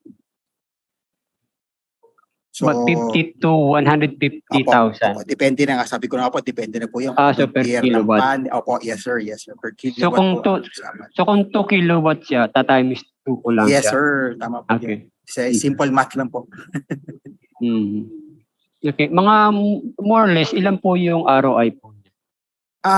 Anywhere from 5 to 7 years po. Depende po again. So, of course, the more expensive your panels are, the more expensive your system is, the longer the ROI takes. Ano? But then, ang kapalit naman po niyan is yun nga, yung longevity ng inyong panels, yung longevity ng inyong inverters, ano? Tsaka yung additional services na ibibigay ng inyong solar contractor. Ano? Kasi iba po dyan, dahil, although mas mahal sila, sabihin na natin, ano? Pero isinasama na po nila, for example, yung maintenance, isinasama na nila yung mga regular checks every quarter, ano? Kung wala po yan, gagastos po kayo niyan out of pocket niyo. Baka in the longer run, mapamahal pa kayo. So, iba-iba po boss so you really have to find the right installer na akma po una sa inyong budget, sa inyong roof space, roof type. Hindi yun pong inyong nakakagaanan niyo ng loob. Importante din po yan. Pinaka-third na lang po sabihin ko is syempre gusto po ninyo na hindi po sila fly by night. So, mainam na inyong solar. Kasi nga, 25 years di ba? So, ang iisipin nyo, dapat yung kausap ko nandito pa 20 years or 25 years after para mababalikan ako para sa DTI requirements natin as a consumer. Okay, yun lang po, sir. Thank you po, Sir Arman. Thank you po ulit, Sir Tonichi. Mukhang dami tungkol sa solar panels. We would like to request po our Meralco team, baka po pwedeng i-share natin sa ating participants yung contact details po ng M-Spectrum or ng subsidiary po para po makapag-provide po sila ng mas accurate na cost estimates, lalo na po doon sa mga interested na magpakabit. Alright. Next question naman po natin. This is addressed to Engineer Sagun. This is from Sir Nel Peralta. To Engineer Joel, what is a good level of GMBD based on average and peak demand of last year? Sir Nel, please correct me if I'm wrong po, pero by GMBD, you mean guaranteed minimum billing demand. Sir Joel? Actually,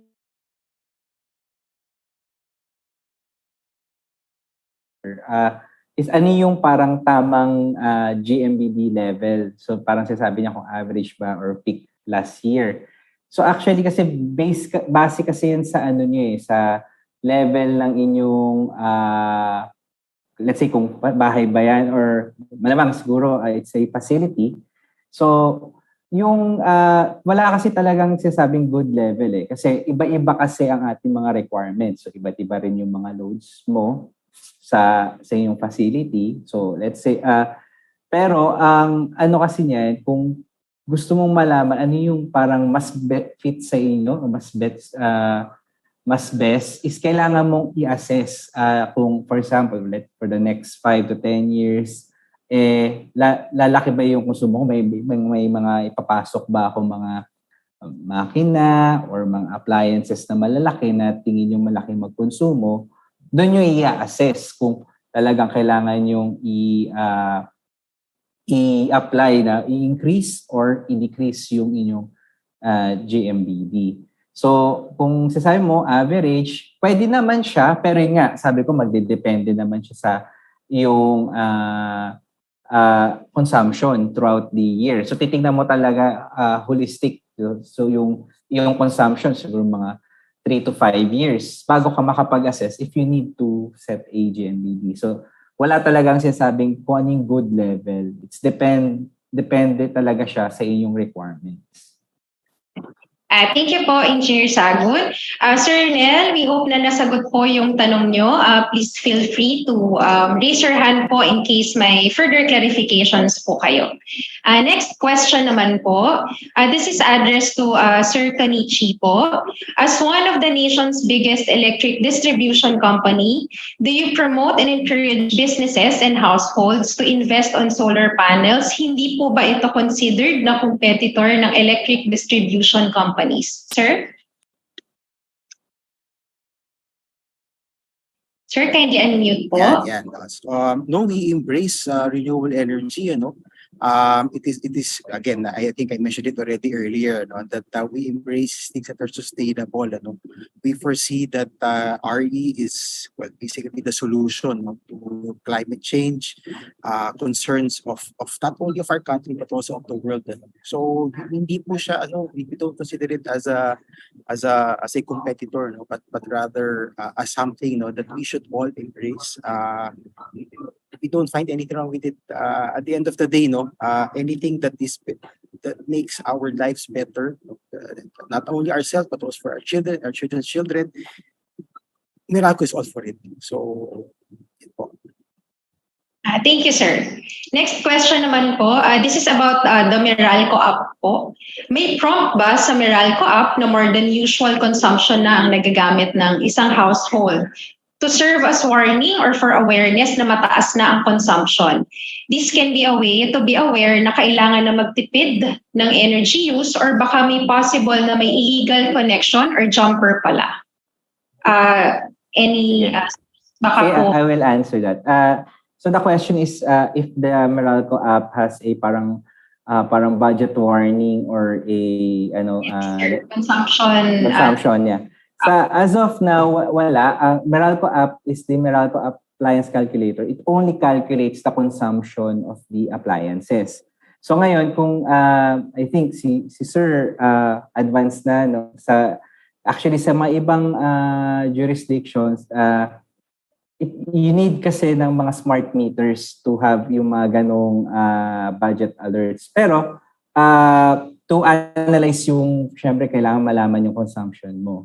So as of now, Meralco is going there na parang magkaroon ng services for our customer that you can monitor your consumption. And also yung binabanggit ni Sir na ang term nga namin dyan is budget alert. So you will set, parang may nag-goal setting ka. So for example, 5,000 a month ang bill mo, on the average, gusto mong iset na bababain ko kaya ito ng into 4 or to 3,000. So magsaset ka ng parang budget alert. So yun yung parang pinaka-threshold mo. So pagdating sa yung habang kumukonsumo ka, habang palapit ka na doon sa threshold mo, yun yung sinasabi na iwa-warning ka na, you have 2 to 3 days consume para ma-reach mo yung sinet mong threshold.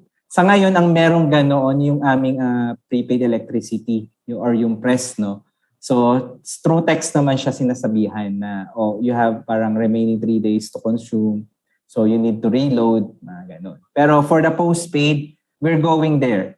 So, kasi we need to improve yung aming mga infrastructures and also to add some communication infrastructure kasi ang mga smart metering kasi is need talaga siyang ma-put up before ma-provide yung service.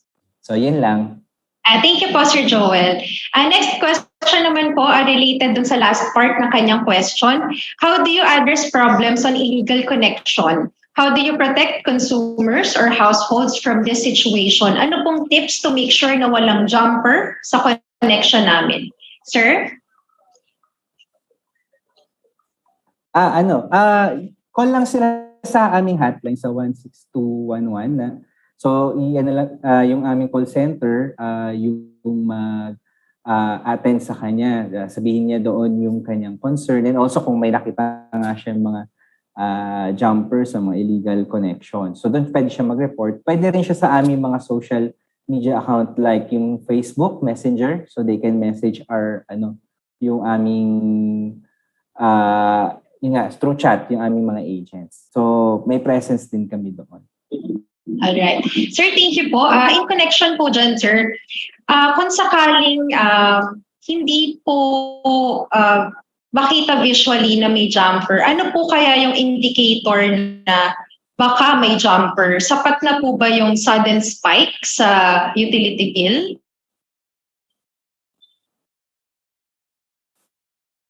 Sir? Utility bill mo. So, yeah, yes. Actually, isa sa kasi madami kasing possibility na lumaki yung bill. Una dyan yung konsumo mo. Pangalawa, baka meron kasing parang grounded lang yung system, yung wiring system. So siguro yes, possible na yung line is na jumper, pero kailangan mong i-check muna yung mga yon. So yung consumption, tapos yung grounding. Tapos pwede ka naman parang you can call sa aming call center to seek assistance, no, to check na if you believe na parang meron yata kaming parang meron yatang nagja-jumper sa aming line kasi we see na ganito yung aming consumption. Kasi after you check na okay naman yung consumption, okay naman yung mga wiring namin, tina-check na namin sa electrician, baka pwede nyo pong i-check yung aming line, baka kasi may nagja-jumper. So yun. Thank you po, Sir Joel. Next question naman po. This is from Sir Nel Peralta, addressed to Sir Tonichi po ulit. On the recommended orientation of solar panels to face south, is it considered that the highest intensity of the sun comes at 12 to 3 p.m.? Sir? Yeah. Actually, yung solar production, nagpakabat na rin kasi ako sa bahay, tapos na-monitor ko through the app, yung production, as early as 6 a.m., meron na siyang produce, But, and it's a bell curve. So talagang pataas siya. Parang perfect bell curve nga siya, To the point that at 12 noon, kasi dalili pa yan, 12 noon, peak na yan, hindi bumababa siya. So I can say that the peak production happens anywhere from 10 a.m. to 2 p.m. Para lang kumpletuhin natin yung bell curve. But really, anywhere in between 6 a.m. to 6 p.m., meron po talagang production ng solar. So orientation really just means, di ba? Bakit nga ba, di ba? So really, it's also the same, Because as we said, east to west, So kung i-imagine natin yan, di ba? Umiikot ang araw, Or sorry, tayo pala umiikot sa araw. So we rotate, And yung ikot natin, sa araw na yan, So from anywhere from that time, so 10 p.m., 10 a.m. to 2 p.m., that is both captured pag nasa south ang orientation ng iyong panels. Ngayon, sinabi ko lang kanina na southwest because there were some studies done in other countries that showed that there is na mas mainam daw ang production kapag nakatapat din sa west. So that's why I was trying to say southwest. But personally, again, from what I've seen in my own panels, and which are also south-facing, nakaka-capture ko siya from again, 6 a.m. to 6 p.m. So, yeah, I think it works. Yung ginawa namin. Thank you po, sir. Salamat din. Next question naman po. How does Meralco ensure enough electricity or energy supply for all its clients nationwide? Do you have mechanisms or technology in monitoring and forecasting energy consumption of your clients? This is probably for Engineer Sagon. Sir Joel?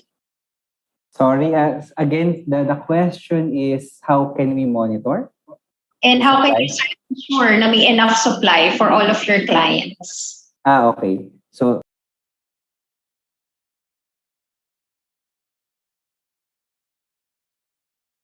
suppliers namin. So, doon nagkakaroon ng contract to make sure, based na sa, to make sure na masupply yung demand ng Meralco, So, yun. So, isa yun. Kaya kung napapansin nyo, meron, kung nababasa nyo, yung aming energy sourcing, nagko-contract ng mga supply, like yung mga supply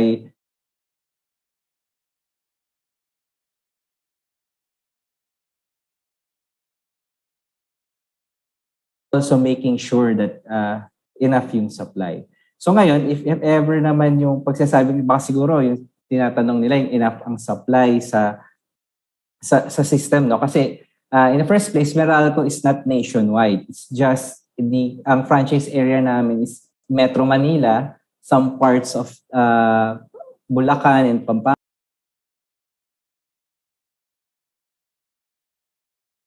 Hanggang dun lang yung aming franchise area.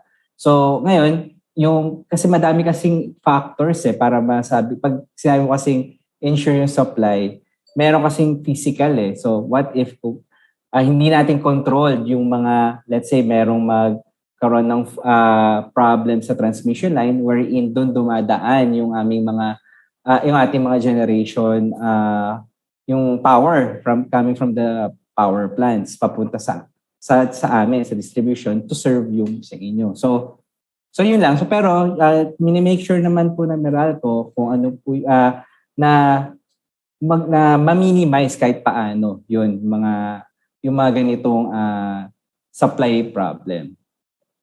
So that's why we are promoting ENC din, para at least ma-help din natin lalo na para matulungan natin yung ating grid. So lalo na itong summer. So just imagine if all are being energy efficient and conserving energy, malaki ang impact doon. So for let's say usually mataas ang consumption from 12 to 2, usually mga ganun. Tapos sa nighttime, mga 6 to 7. So practicing it. Of course, number one is yung location, no? Saan ilalagay yung mga clean energy na yan. Ano?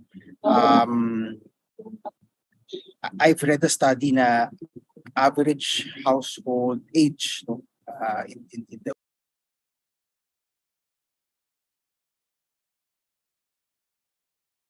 carry the weight of solar panels. Ano? Medyo kailangan may konting renovation, strengthening. Ano? So even if we see a lot of roof spaces, I'm actually looking outside Marco Polo now, nakikita ko napakaraming mga bubong, ano? Pero these roofs aren't really meant to support solar. And then, siyempre, pagpunta mo naman sa probinsya, pagpunta mo naman doon sa mga pwedeng solar farm, ano? Merong katanungan tungkol sa ano mas mainam, ano? Gawin ko ba itong solar farm or gawin ko ba itong taniman, ano? Thankfully, meron ng bagong teknolohiya, no? Nag-a-allow both, ano? But still, the technology is coming in, hindi pa siya ganun kasikat, ano? But probably may konting kamahalan yan, ano? So, and then, thankfully also naman, may mga nade-develop na rin ng mga technologies like yung solar on water, no? Pinapatong lang sa mga tubigan, ano? So that's something that we can look forward to. So as we're seeing, meron namang mga solutions coming in, ano?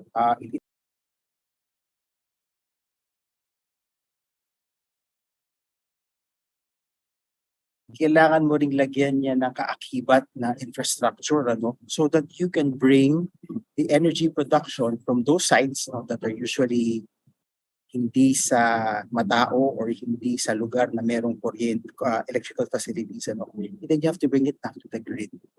So the technologies are coming because we all know that we all have to move, no, to hasten the shift to renewable energy, ano. And yeah, so yun lang muna sagot ko dito. Rest assured that everybody is pitching in, no? All of the solar and the renewable energy players are really pitching in to find the solution, you know, how to provide renewable energy to everyone. Yeah, so I'll leave it at that first. Okay. Thank you po, sir. May related question po tayo regarding sa sagot niyo, sir. We all know naman po na yung pag-transition sa renewable energy requires investment po. Ang question po is, what should our country or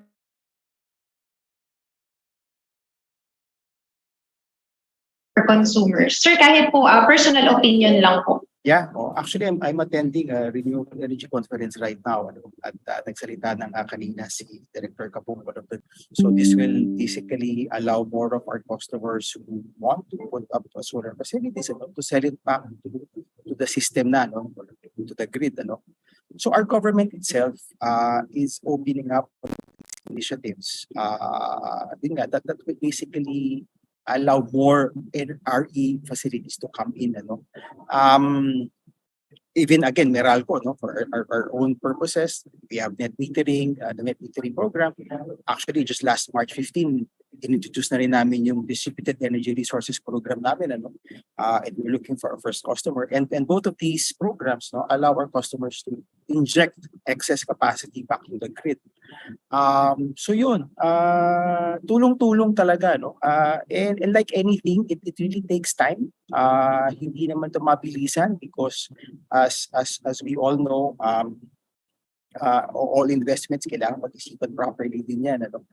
Because the investors who are coming in need to get the proper returns for their investments.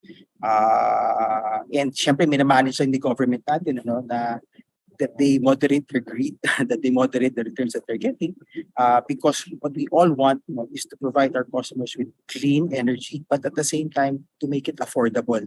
So yun ang pinaka-importante. Ano? Hindi pwedeng papasok lang dito, pero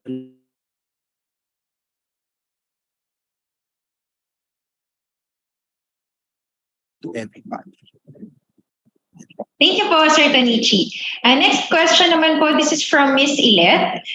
Sir Joel, this is Andrew.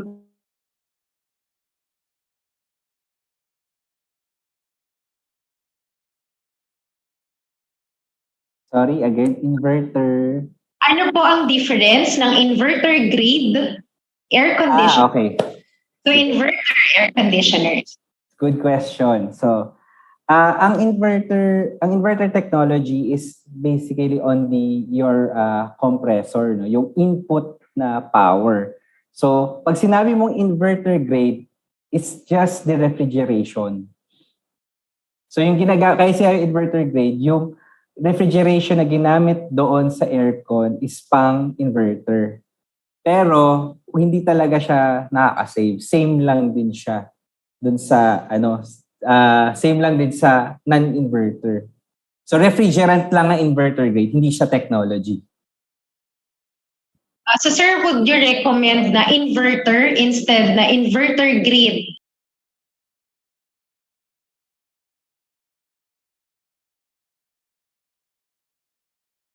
Question naman po, comparison na po ito ng types ng energy. Bali, ang question po niya is, anong mas tipid gamitin sa pagluluto? Yung gasol or induction cooker?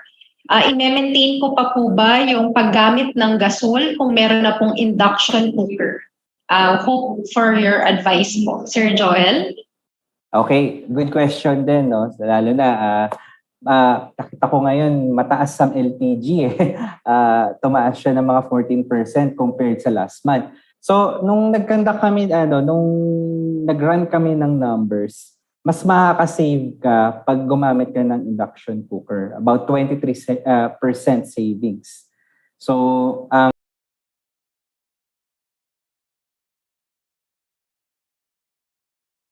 in terms of yung heating doon sa yung pag nagluluto ka compared sa pag gumamit ka ng gasol, very direct lang yung portion lang kung saan nakatutok yung burner, so about 36% lang yon.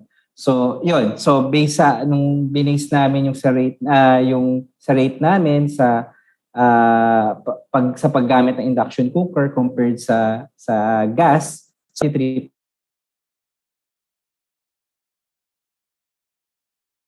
At mas safe pa pala. Mas safe pa. Thank you, sir. Next question naman po natin regarding po ito sa charges ng Meralco. This is from Ms. Marife Gicale. Bakit po kaya karamihan ng charges like transmission charge, generation charge, etc. ay sa consumer chino-charge?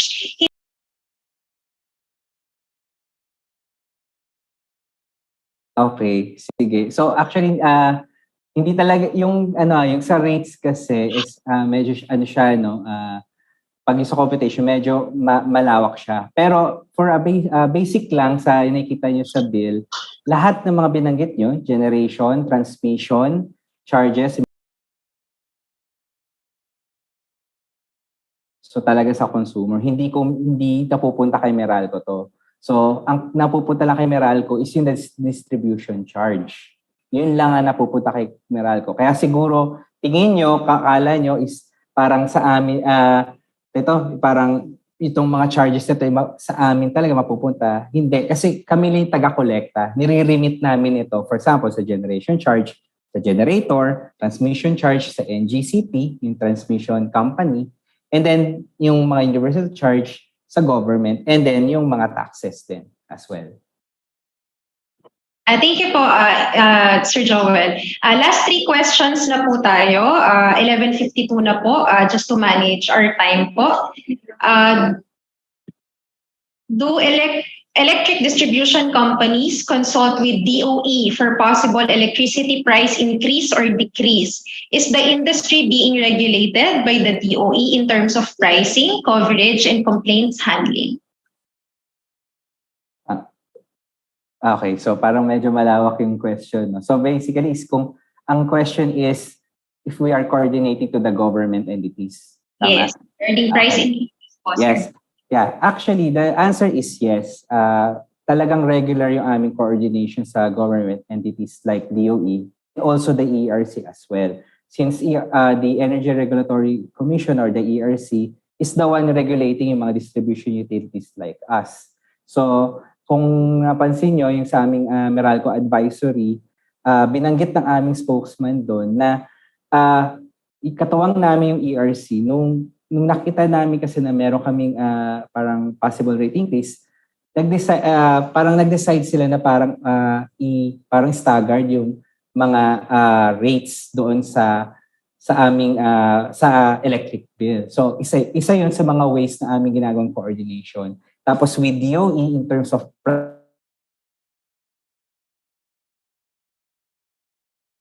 so like ito, kaya we're thankful na for inviting us to share yung about practicing energy efficiency.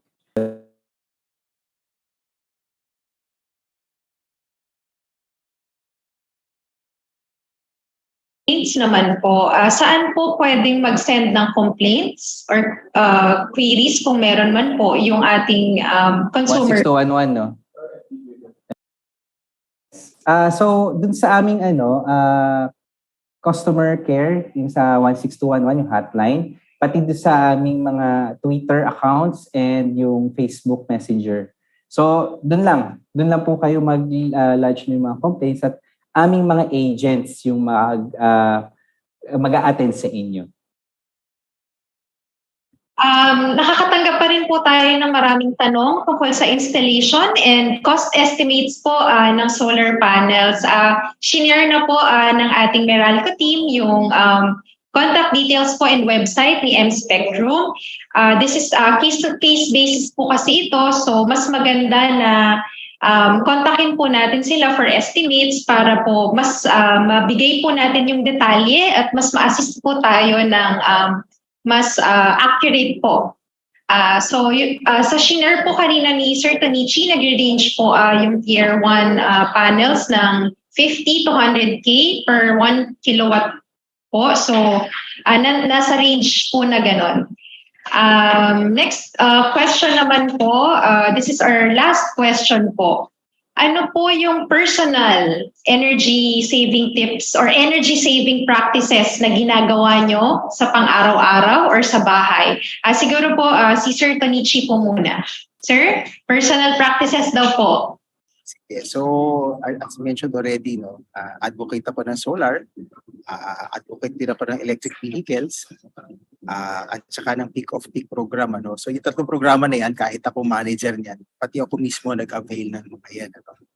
And I can assure everyone, because I also tested and I tried it, that they really provided ways for me to be able to maximize the energy efficiency of my home, So yun po, So I guess hindi naman to plug sa aking mga produkto, pero as a testimonial to how effective the programs and solutions of Meralco are in terms of providing our consumers a way to maximize kung ano bang paraan na nakakatulong hindi lang sa atin pati sa environment yeah. So yun po yung sa akin. I think si Engineer Joel ang mas marami kasi sa kanya lahat ng appliances. Thank you, Sir Tonichi. Sir Joel? Yes, thank you, Sir Tonichi. So same din kay Sir Tonichi, so siya nag-a-advocate ng mga about solar and renewable. So ako is more on the energy efficiency. So for me, ang personal life, yung life ko in terms of the energy efficiency, yung pagpapatay lang ng ilaw, yun, practice mo lang yun, pati yung pag-unplug. So yun, malaking bagay na yun para ma-change yung habit mo. Tapos, maghanap pa kayo ng mga ways na para makatipid. So, kaya binabanggit namin through our Bright Ideas programs, tsaka yung Power Ideas programs for the businesses, is yun, dun po namin nilalagay lahat yung mga energy efficiency tips and solutions para po matulungan po namin kayo, mga consumer namin, na makatipid. Tsaka, yun, at makatipid na hindi naman maani yung comfortability, pero at least mapapractice mo pa to, yung magiging way of life mo siya. So pag nagawa mo to, hindi lang para sa'yo, hindi ka lang mabe-benefit, pati yung buong bansa. Thank you. Thank you po, Sir Joel. Maraming salamat po sa mga nagtanong at sa mga nagtatanong pa. We apologize po na we can only accommodate limited number of questions due to time constraints. Pero sana po, tulad ko, marami po kayong natutunan from our very capable speakers. Siguro po, as our first step, maaaring i-re-evaluate po muna natin kung paano tayo nag-consume ng energy. From there, tsaka na lang po natin i-assess kung mag-a-apply po sa atin yung tips, tsaka kung anong tips, tsaka kung anong practices yung maa-apply natin sa ating pang-araw-araw na lifestyle. Before we close this session po, we would like to request po both our speakers to give a short message to our participants and to share with them po Meralco's contact details para sa kanilang other concerns. Siguro po, let's start with Sir Joel muna. Sir, short message po. Yes, so as I mentioned again, so energy efficiency is a way of life. So let's make it a habit, practicing energy efficiency, and look for energy efficiency technologies then. So let's practice it. So at least, binanggit ko kanina, it will benefit you and also the community and the country. Thank you, sir. Sir Tonichi? O naman, so imbitahan ko lang ating mga consumer na to use itong mga emerging technologies na pinakita namin. So whether it's an electric vehicle, paparating na at aming modelo na sa merkado ngayon at sinuwerte pa tayo na ating Pangulo ay binigyan ito ng 30% excise tax exemption. So ang isang electric vehicle ngayon, halos kapresyo na niya ang top of the line lang na gasoline vehicle. So it's already a choice our consumers can make. Para naman sa may mga solar panels, so we invite you to participate in our net metering program. We welcome again your excess export energies, and Meralco will give you credits for that. And for the regular consumer, peak of peak is also probably a way of life. There may be some change in lifestyle that needs to be done. Kasi nga shift mo yung lifestyle from peak hours to off-peak hours yung gamit mo ng kuryente. But for majority of consumers natin, majority of customers natin, who are basically outside of their homes, when they're working at walang tao sa bahay, POP will work for you automatically. Wala ka nang kailangan gawin. So talk to us. Our contact numbers are open. Our customer care representatives are open. Our relationship managers are very much open to hear from you and for us to see how we can help you because we love our customers, we love our consumers. Yun lang po. Maraming salamat sa inyo lahat. Thank you po, Sir Tonichi. We would like again to request our Meralco team to share the Meralco hotline po para sa reference ng ating participants. Thank you po again to Sir Joel and Sir Tonichi. Thank you po to Meralco. Maraming salamat po sa ating very capable speakers, the Product Manager and Head of the Meralco Power Lab, Engineer Joel G. Sagot, and Meralco's Product Manager for Electric Vehicle, Renewable Energy, and Peak of Peak, Sir Tonichi Agoncillo. Before we close, we would like to invite our participants again to subscribe to our DTI 1384 SMS upang makatanggap ng important reminders and updates mula sa DTI Consumer Protection Group for free. Naka-flash po ang mga numbers na pwede niyong i-text. I-text lang po ang subscribe 1384. Again, free of charge po ito. This is to formally close our webinar for today. Mula po sa Consumer Protection Group, maraming salamat po sa ating speakers at sa ating participants na nakasama natin ngayong umaga. Huwag niyo pong kalimutang samahan kaming muli sa aming mga susunod na webinars. Our announcements po will be posted in our social media accounts. For more updates, please like, follow, and subscribe to our Facebook, Instagram, Twitter, TikTok, and YouTube accounts, DTI Consumer Care, DTI 1384, and DTI Philippines. Also, kindly accomplish po and submit the survey form para makakuha din po kayo ng link at para makapag-download ng presentation na ginamit ngayong umaga. Thank you so much, everyone, and stay safe.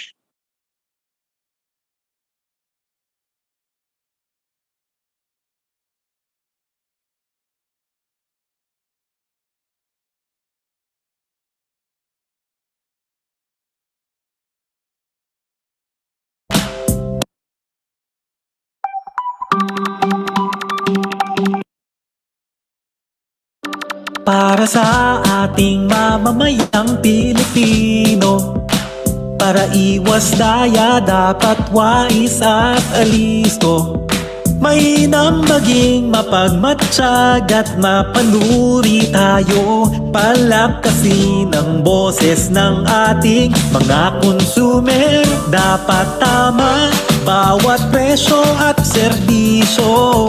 Produktong pasado, lalo ang mga pangunahing bilihin. Ang kalidad ng mga produkto at serbisyo ay pangalagaan ng lahat, tayo ay panalo.